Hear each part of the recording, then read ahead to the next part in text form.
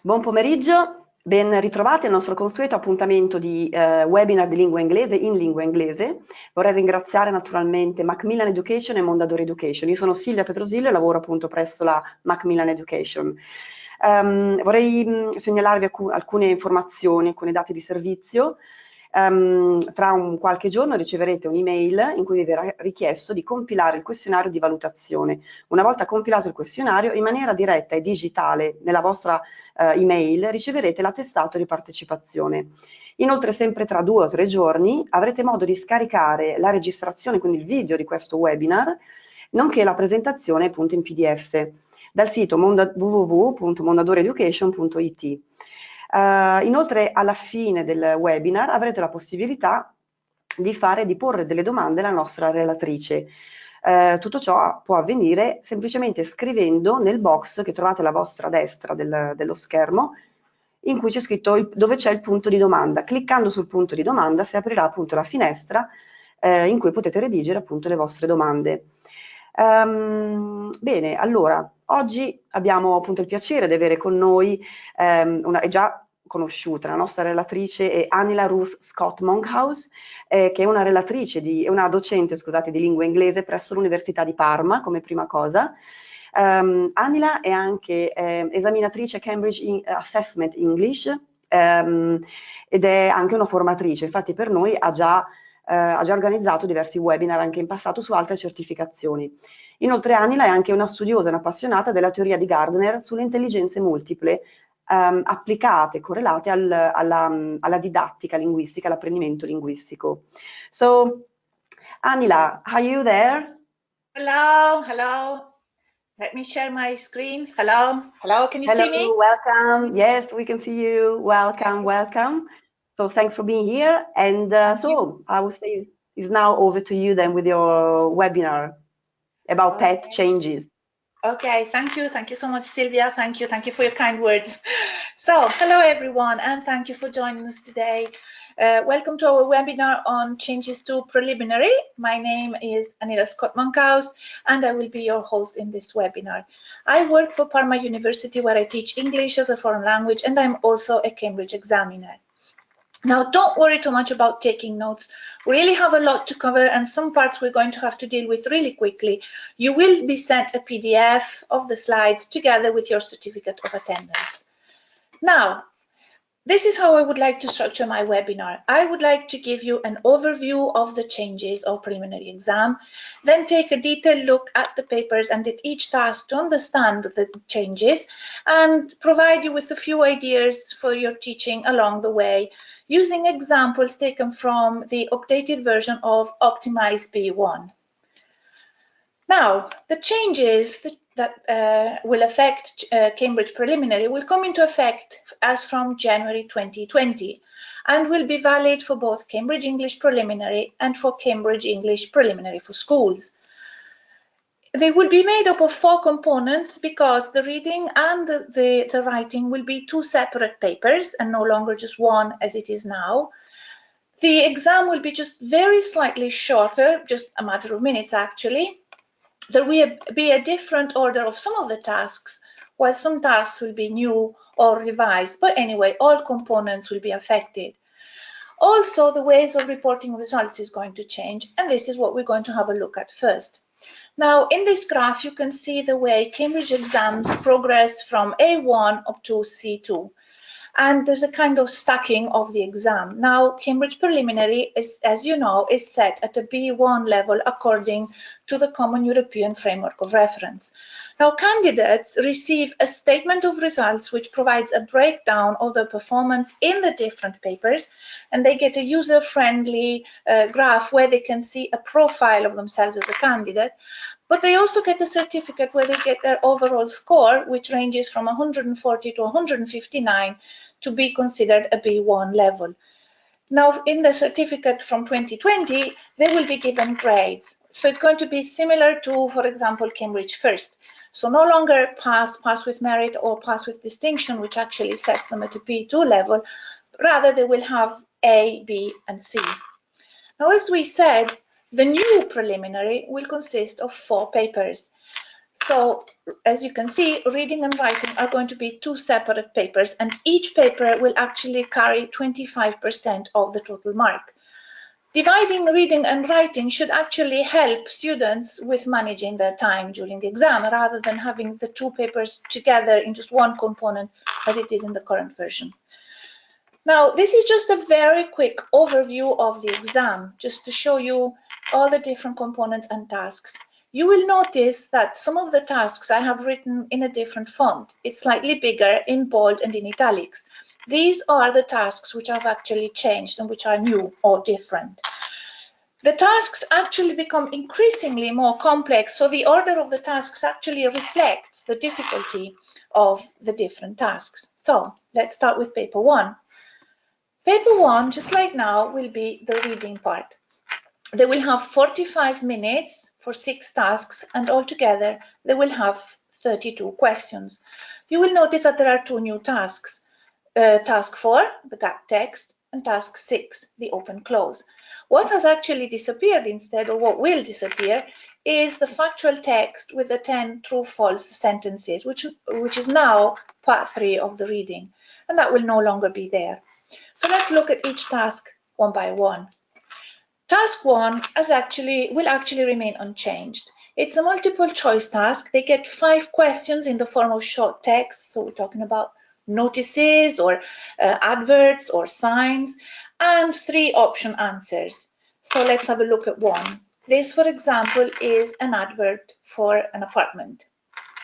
So for each question, the students get 3 option answers, and they have to choose the one which actually interprets the advert or the short text correctly.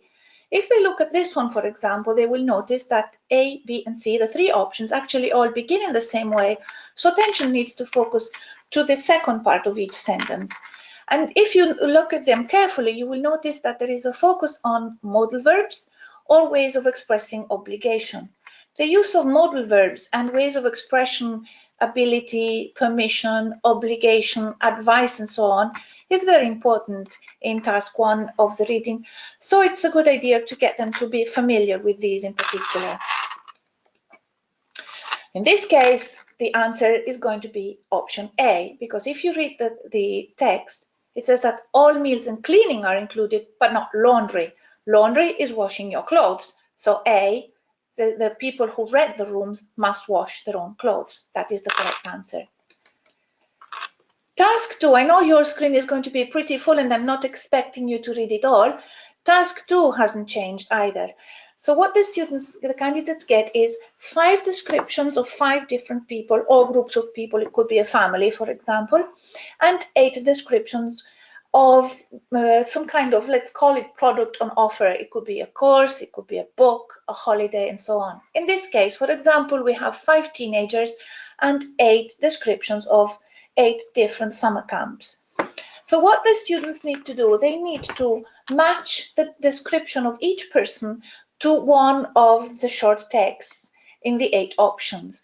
So 3 distractors are there, and they must use each option once only. The option they choose must fit the person perfectly, so they really must match completely. So it's important that they actually underline the main points for each person to focus their attention. Let's have a look, for example, at Natasha. Natasha likes cooking and she also loves being outdoors. She's not interested in sightseeing and she wants to forget about social media. Potentially, there could be 2 descriptions that fit Natasha. We've got description C, where participants work on cooking and go on trips to local destinations, and description F. Now, which one actually fits the description of given about Natasha? It's F, because option F offers a break from smartphones, getting away from the pressure of online lives, preparing food and connecting with nature. Why is C not right for Natasha? Well, yeah, it does include cooking, however, it includes excursions, and she's not interested in sightseeing. So we need to get our students to underline the main points in the description of our people and get them to match it completely with, it must really overlap with the description that is provided in the 8 options. So let's move on quickly to task 3. Task 3 remains unchanged as well. They have a longer text here, and they have 5 questions with 4 option answers. Now, the text here is slightly different. It's getting to be more complex because it begins including questions related to opinions and attitudes. Let's have a look at an example. We have here 4 questions. They would have 5 actually. And in this case, let's focus on question 3. The text we were looking at before talked about forensic artists. And in question 3, it talks about good people skills. And it says, good people skills help a forensic artist to A, draw more artistic pictures, B, learn about different hairstyles, C, communicate better with witnesses, D, not get upset while they're working. This is the paragraph that the question refers to. Now, as you can see, the word upset, which appears in option D, does appear in the text, but it says that the forensic artists work with people who are upset, and also the different hairstyles which are on the last line of the paragraph appear in text B. However, good people skills don't help the artist to learn about the hairstyles. It says in the text that a forensic artist needs to be an expert in hairstyle. The correct answer in this case is C, because forensic artists get to work with people who are upset. So they need to be able to communicate with the witnesses.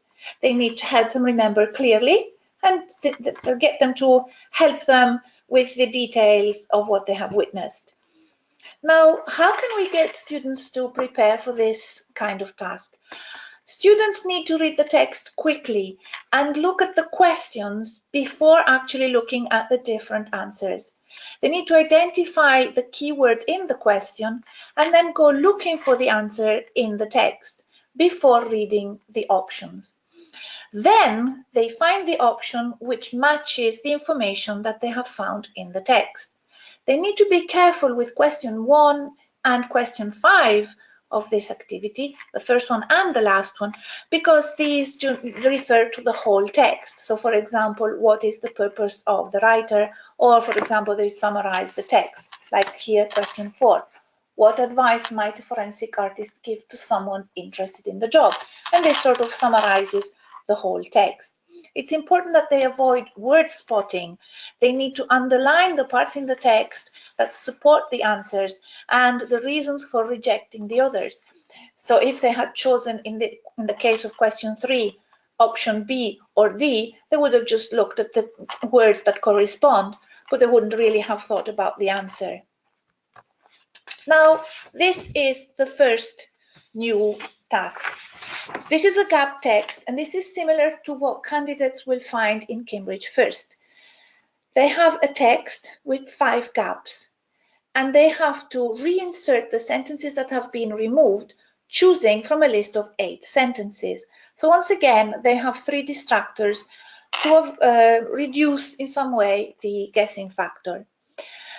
So when they choose their sentences, students need to think about what really fits into the gap. They need to look at the sentence, look at the paragraph, look at what comes before and what comes after the gap, because the focus here is on what provides coherence and cohesion in a text. So, for example, these might be the 8 sentences that they see in our text, which talks about teenage markets.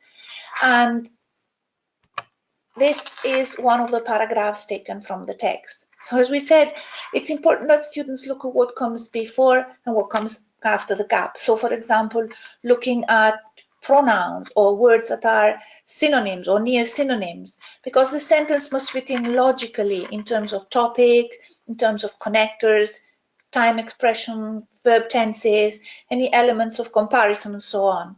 When they have finished, they read the text all over again to make sure that it makes sense. Let's try doing this one together. So in gap 2, the suitable option is going to be D. Because if we look at option D begins with they are just 2 of many teenagers. They refers to, for example, Adam the 16-year-old and Abigail the 13-year-old in the previous sentence. And our option D talks about selling their products at a teenage market. And the two teenagers mentioned before, they sell candles and accessories. But it also fits in with what follows, because after the gap we have, there's a wide variety of products on offer. Now let's have a look at gap 3. The correct option for gap 3 is option H. Option H begins with he. He refers to Aidan McCallum, who's 13. And then it says he has been selling his work for several years. And after the gap, Aidan himself says, I've taken part in many exhibitions and I also sell. So the option actually fits in with both what comes before and what comes after. Let's have a look now at task 5. Now task 5 has remained unchanged basically, except that the questions have been reduced from 10 to 6. So in this text, the focus is on lexes and collocations and fixed phrases. So our candidates need to read the whole text and try thinking about what the missing word might be before actually looking at the options. They then go back, look at the sentences and choose an option which fits in, considering both what comes before and what comes after the gap, because again, it needs to fit in grammatically and logically.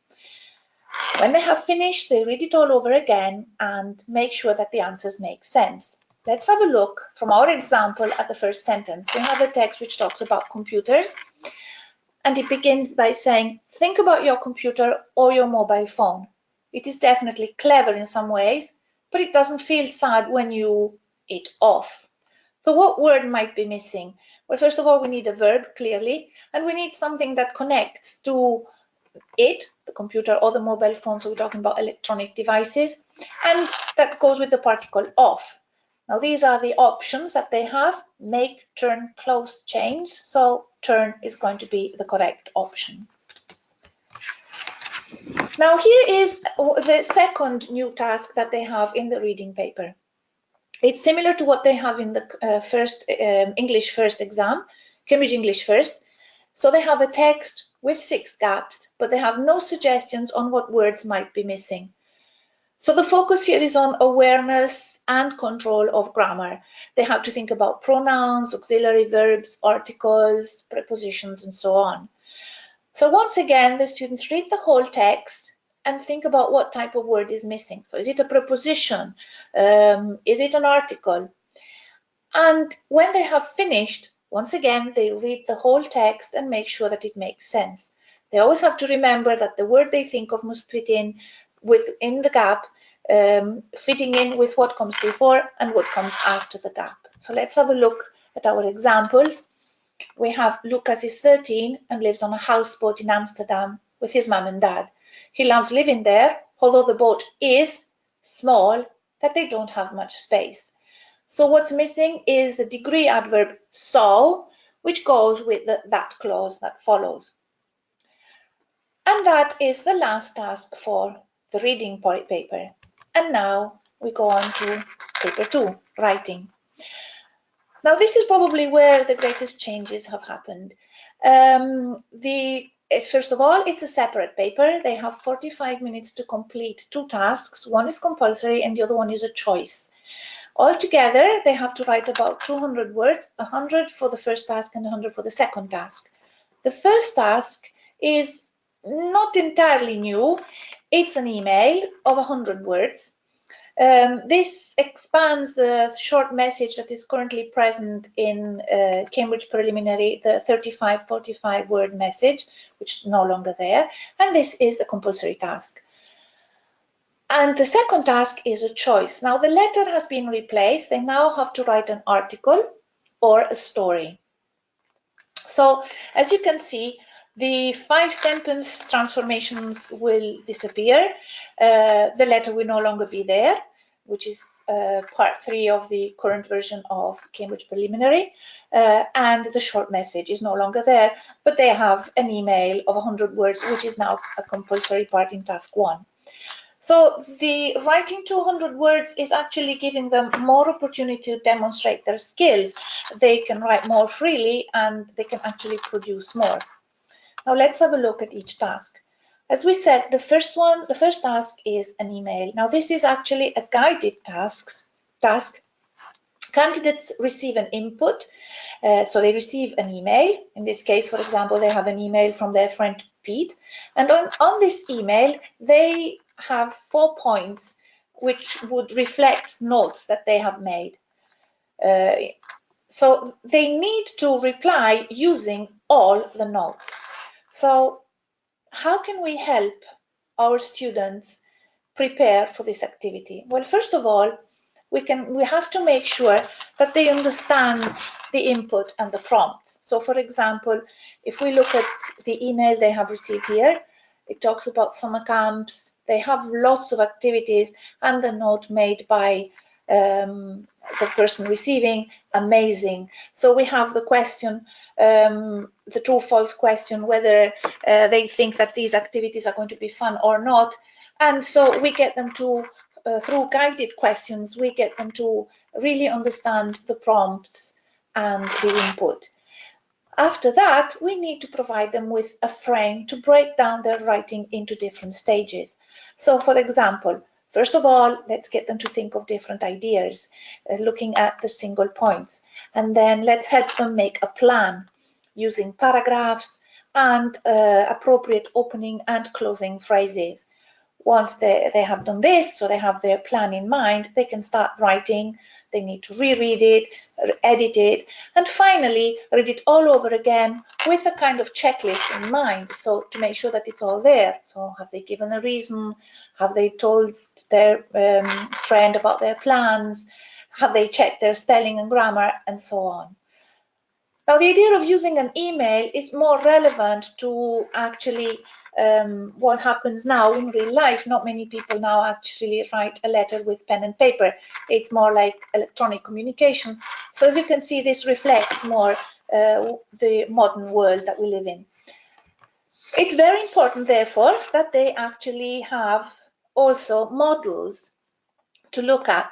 Optimize B1 provides you a bank of writing activities, and this will help them look at the conventions, understand them, look at the layout, the organization, the language they might need, opening and closing sentences, and so on. Now let's have a look at task 2. Task 2 has an article or a story. Let's have a look at the article first. So this is similar to what happens in task 2 of the writing in Cambridge English First. And the functions that they need to use can be useful not only for writing articles, but in the future, in higher level exams, also in the essay writing which is required. The rubric actually provides the content and the context. So for example, here we have to write an article about our home. The article is always written for a magazine or a website. And what they need to do is deal with the topic in an interesting, lively manner. Now, guidance is actually provided in the rubric where they have questions like, what do you think makes a house a home? So how can we help them? First of all, we can help them think of ideas. Things like, tick 2 things you like about your home or add your own ideas and then give reasons why. After that, once again, it's important that we provide a frame to break down the stages. So once they've understood the input and thought of ideas, it's important that they make a plan with a paragraph for the introduction and a paragraph for the conclusion, the use of paragraphs, and the use of language that is catchy and lively with questions, exclamation marks, examples, imperatives, because they need to grab the reader's attention. Once they have got their plan in mind, they can actually write their article, check the length, read it again, check any mistakes, and then read it all over again to make sure with a checklist that it's all there, that it's interesting, that they've used an appropriate style, that the length is what it should be, they've answered all the parts of the exam, and so on. Again, it's important to provide them with model texts. Models will help them focus on the layout, on the style, on the organization of idea, on the use of paragraphs, and once again on the length. Now let's have a look at the story. The story has basically remained unchanged.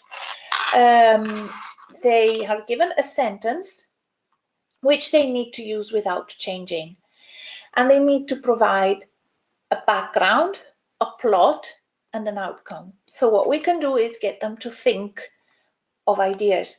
So where, when, is anyone else there?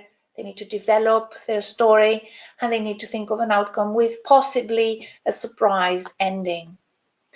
Once they have thought of ideas, then we get them to make a plan of their writing. So once again, use of paragraphs, so they have a frame to refer to. And once they've got their ideas, they have to think of the language. Have they got some direct speech? Have they used their tenses correctly, especially narrative tenses? Have they used their time linkers correctly? And what about using interesting adverbs of manner to talk about actions? And what about words for their descriptions, like nouns and adjectives? Once they've got all their ideas straight, then they can start writing their story. And once they have finished, once again, it's useful to provide them with a checklist, or they can make their own. So like, have they started with the sentence they were given? Have they written at least 4 paragraphs? Have they used a variety of tenses? And so on.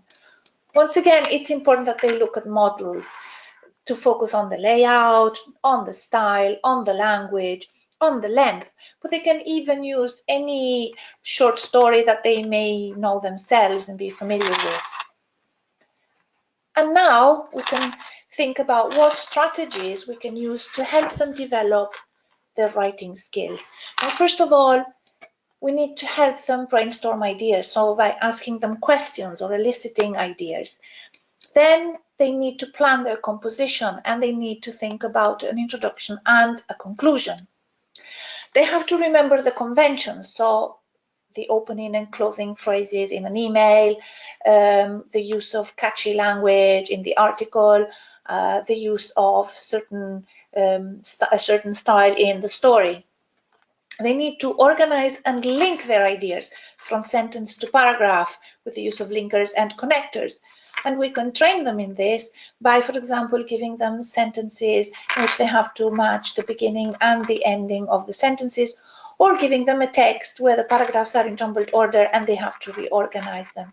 After all, this will also help them with part 4 of the reading the gap text. So it's still going to be useful for them. They need to learn to polish their language in terms of grammar and lexis, so to be ambitious with their grammar and vocabulary. And finally, being able to edit and proofread their own writing. It's important that they are also aware of the criteria that examiners use when they're looking at a piece of writing. So what makes writing good? Is it just grammatical accuracy? Well, actually it isn't, because examiners are looking at content. So have they covered all the points? The communicative achievements, so thinking about the conventions of a certain piece of writing, thinking about the reader for that particular piece of writing, the organization. So have they avoided repetitions? What is the flow of ideas like? What about linkers and so on? And also, finally, the language, so the grammar and the vocabulary.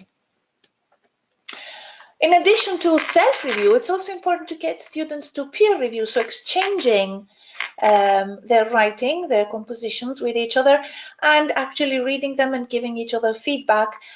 So they're actually both teaching and learning from each other. So we're talking about cooperative learning and improving their communication skills. And now we move on to Paper 3. Paper 3, the listening, lasts approximately 30 minutes, depending on the length of the recording. It is just very slightly shorter. It's going to be just very slightly shorter than the current version. Again, it has 4 tasks with 25 questions.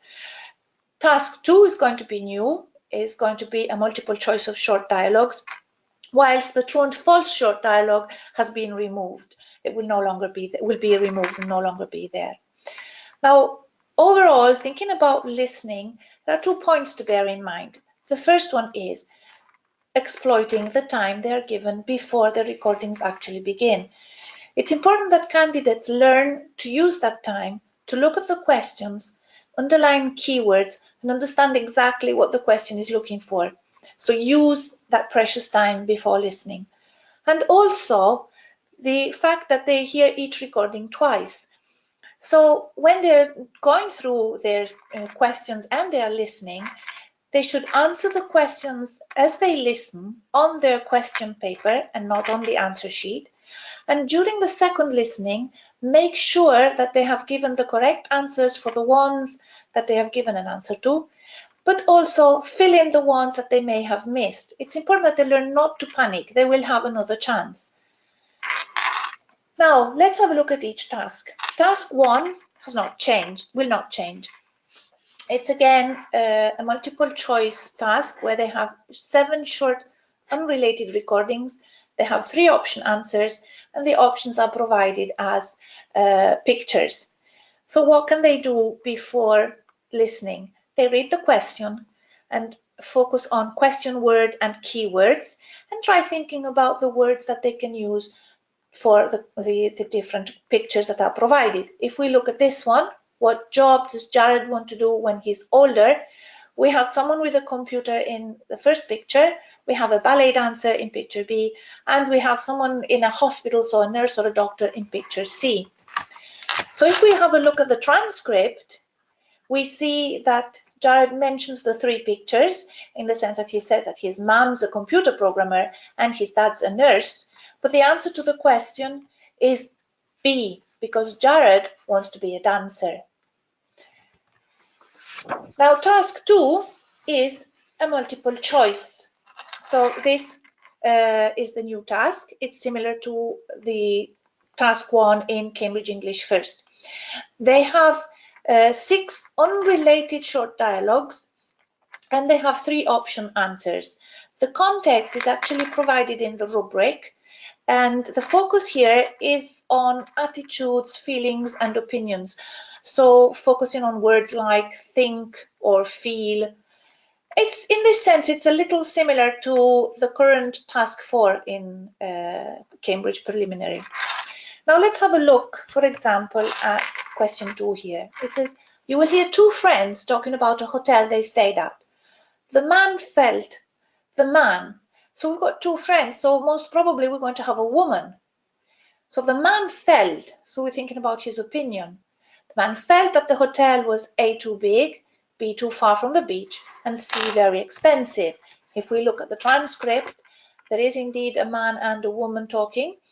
The man talks about the cost that he would expect a 5-star, that he needs to start saving up for the next holiday, whilst the woman talks about the hotel with everything far apart and preferring small places and the distance from the beach. So the correct answer here is C, because he's the one who talks about the price.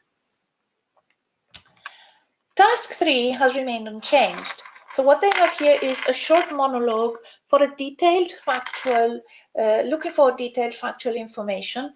The topic is provided in the rubric. In this case, we're talking about someone talking about food records. The notes are actually a summary of what is said in the recording, so it's not a dictation. And before listening, students read the notes and try thinking about what type of word is missing. It could be a noun, it could be a number, a date, a time. They need to write 1 or 2 words, and they don't change the words from what they hear on the recording. So if we have a look at this case, for example, the first gap talks about the largest cheeseburger, and in gap 1 we can expect to have to fill in the gap with a noun. So if we look at the transcript, indeed what we need to write is cheese or American cheese. Now it's important that students realize that the order of the questions, the order of the gaps in this case, is exactly the same as the order in which the information is provided in the recording. So if they miss one, they don't panic, they move on, and then they will try to fill it in their second listening. Task 4, the last task, is a multiple choice task. This again has remained unchanged.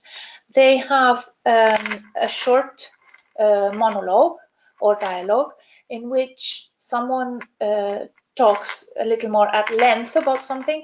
They have 6 questions with 3 option answers. In this case, for example, a woman, Kate, talking about a first aid course which she attended.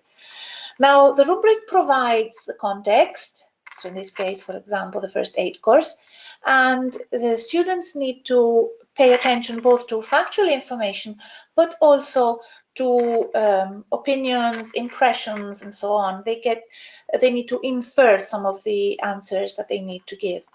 The order of the questions, once again, is exactly the same as the order in which information is provided in the recording. So let's have a look here, for example, at question 4, which says, Kate says people are sometimes afraid to help because they don't like the sight of blood, don't know what to do, they're afraid of getting hurt themselves. Now, if we look at the transcript, we see that the correct answer is answer B, because it said that people are often scared, so synonym of afraid, and we've also got the adjective frightened. The people are scared not because they're afraid of getting hurt. They talk about someone else being injured. She says that they want to help, but they don't know the best thing to do. And that is the end of the listening. So how can we help them develop their listening skills? Well, first of all, we need to get them to predict what they're going to listen to. So, for example, use the rubric, read the questions carefully, underline keywords and so on. Paraphrase. Paraphrase means trying to think of alternative ways of saying things. For example, if they have verbs such as enjoy or wish or complain or be disappointed or prefer, what might the real words be, the ones that they will hear? They need to be able to identify the keywords both in the questions and the answers, and to predict the vocabulary, for example, in task 1 where they have the pictures. And especially at first, help them practice or follow up by using the transcript. And now we can move on to paper 4, the speaking. The speaking has the same overall format. It's going to last 12 minutes and conducted by an interlocutor and an assessor, so 2 examiners, trained examiners with 2 candidates. There are 4 parts. And you will notice, however, that it's slightly different. It's going to be slightly different from the current version because the order has changed. So the individual long turn comes before the collaborative task, and the discussion actually follows on from the collaborative task. So let's look at the different parts of the exam in the paper, in the speaking part. So it begins with an ice-breaking section. It's like a short conversation with the examiner where the focus is on interactional social language. Questions will be relating to the candidate's present situation, past experiences, future plans, and so on. Now, what is important is that we help students expand their answers, so they don't just answer with one word. They give a little more. But it's important also that these answers do not sound as if they have been rehearsed. They have to sound natural, so we get them to really practice these questions as if they were really having a conversation. Part 2 is going to be the individual long turn, where each candidate gets a photograph to talk about. Now, the focus here is on organizing a coherent unit of spoken language where they are describing and perhaps speculating on what they see in a photograph. Now, in the current version, the photographs are connected by a common topic. In the new version, they will be unrelated. So how can we help them fill in this long minute talking about a photograph? Well, first of all, we can get them to think about the place. Is it indoors or outdoors? The time. What part of day might it be, or if they can see a season, if it's outside, or if they can see outside a window. They might be able to talk about the weather. and think about the action. So what is happening, what the people are doing. And then we're moving more closely into the photograph. So thinking about the physical appearance of the people and who they might be, if there's a relationship between them, what they're wearing, and their general impression. So for example, thinking about their feelings. Do they look bored? Do they look happy? Thinking about personality. Do they look friendly? What they think they might be talking about or thinking about. Making any predictions relating to what may have happened before or what is going to happen next. And if there are any other details that, of something interesting or unusual in the rest of the photograph, it's important to teach them the words foreground and background in this case. Now, they also need help in developing paraphrasing skills. Often candidates get stuck on a word that they don't know and don't seem to move on. So we need to help them learn the language. They need to describe or explain something that they don't know the word for. Phrases like, I don't know what this is called, you use it for, or it looks like, and so on. Now, part 3 is the collaborative task. This is where the candidates are given a situation by the examiner, like in this case, a boy who's leaving his school, the family is moving to another town, and his classmates want to buy him a present, and they're taking his hobbies and interests into consideration, and they have to decide the best present for him. So the examiner describes the situation, and here it's important that the candidates actually interact. They need to exchange ideas. They need to justify their opinions to reach a decision. Interactive communication is actually one of the marking criteria, so they really have to listen to each other. And this is where we have to teach them phrases so that they can demonstrate that they're listening to each other. Things like, as we said before, we agreed that, I'm not so sure that, but also involving each other, like, shall we go for this one? Or, and what do you think? Suggesting, recommending, justifying opinions, agreeing and disagreeing, and so on. So in this case, for example, things like, I think, what about, and so on. Part 4 actually now will follow on from the collaborative task, so no longer from the photographs, and it's going to be a discussion part. So it's going to be similar to what happens in Cambridge English First. This extends the topic from part 3. However, it requires slightly more abstract language because students need to give their opinions, express their attitudes, explain their reasons. Questions are getting to be just a little bit more challenging.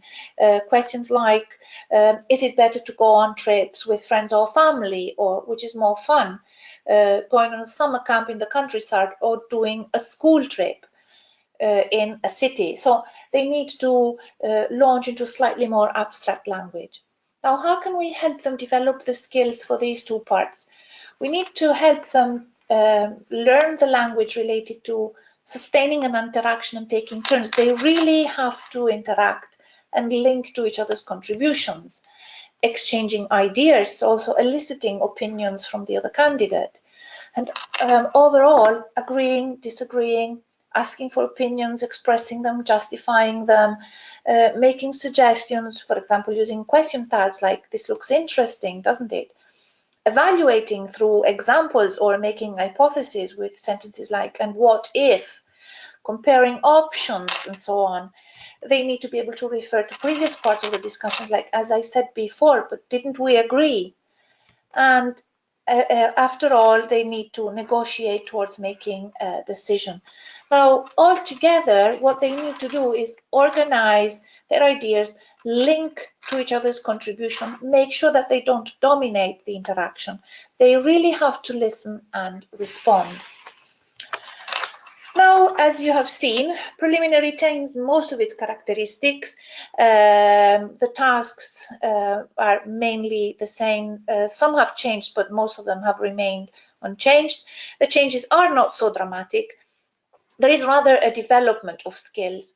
I just would like to remind you that all the examples in the webinar were taken from the updated edition of Optimize B1, but teachers also will find lots of support on the Cambridge English website, where they can find word lists, resources, a handbook, sample papers, lesson plans and videos, talking of which they can find a sample speaking test video on YouTube. So thank you all for listening, and I look forward to your questions.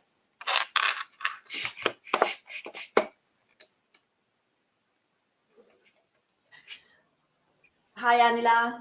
Hello. Thank you. Thank you. That was really, really interesting webinar. And, all the preliminary changes are actually important to know before, the new sections, the new section in the next exams, from 2020.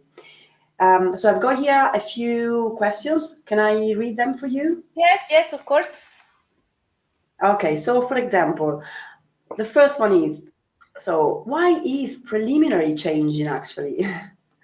Well, actually, I was half hoping they would ask this question, because when I was preparing this webinar, and I'm so much into the topic that I feel that the changes have already happened, I did a little research, and I just wanted to have a look at my notes. I actually discovered that Cambridge Preliminary was first introduced in 1943.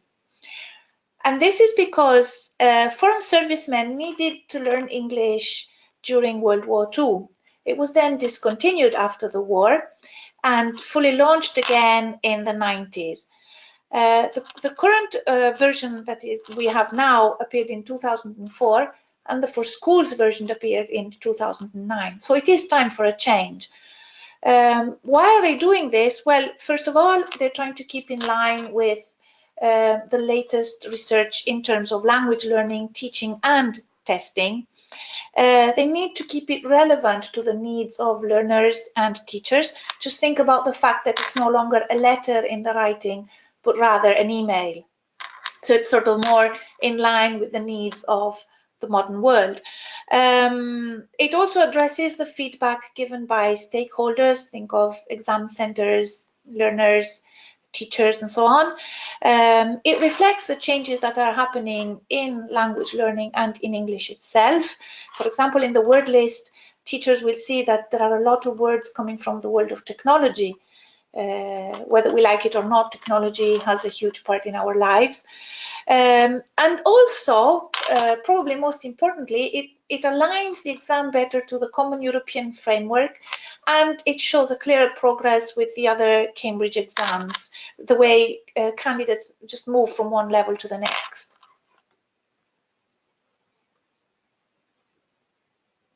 Sorry, Sylvia, I can't hear you. Yeah, so thank you. Yeah, it makes sense. I mean, all you were saying. And do you think this new exam, is this new exam going to be more difficult than the previous one, than the current one, actually? I wouldn't say that it's more difficult, because it's still going to be a B1 level exam, so it's not difficult. It's probably a little bit more challenging, and it takes a little bit of practice, but I wouldn't say it's more difficult. And why is there more writing involved? Because that what it seems, what it looked like, after watching your webinar. Well, it is true that there is more writing involved. I mean, the sentence transformation is not there anymore, and they have to produce 2 pieces of writing of 100 words each. But it does give candidates a greater chance to demonstrate what they can do with the language, really be ambitious and produce more, and also more freely. The sentence transformation was maybe a little bit strict and limited, of course. Okay, and another question from teacher Luisa. So she's asking whether she could use some materials from, no, she already has, she's already using from other, from other courses or resources. Okay, we're worrying that she has to buy a lot of new materials. Well, of course, the parts that have remained unchanged, she can use all teachers, we can all use the same materials. I'm not saying that the parts that have disappeared, like the sentence transformation, for example, or for example, the true-false tasks, both in the reading and the listening. We can use them anyway, but I wouldn't exaggerate too much. They do need practice with the new tasks, but I don't think we need to just ditch all the material we had before, no. Yeah, so some of this material could be recycled, but of course, probably yeah. the perfect solution would be to use the new material with a new task. Yes, and definitely. the exam. Using new material for the new task, that's going to be indispensable, but that doesn't mean that we have to empty our bookshelves, and we can still use what we've got. Yeah, okay. So then we got our last question, which says from teacher Maria Rosa, is speaking on the same day as the rest of the exam? Well, that sort of depends. It depends on the number of candidates. If they have a lot of candidates, that's the exam centers actually that organize this. If they have a lot of candidates are divided on several days. They actually have a window period. I think it's about a 2-week window period. I wouldn't like to go wrong here.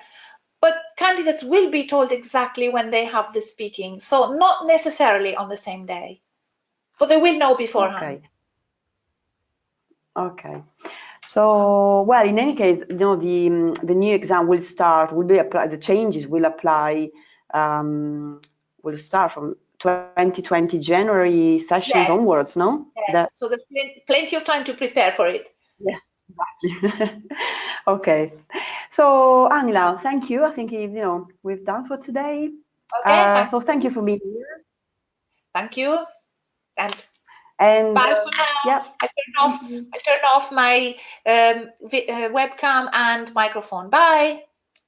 Thank you. Arrivederci a tutti e grazie.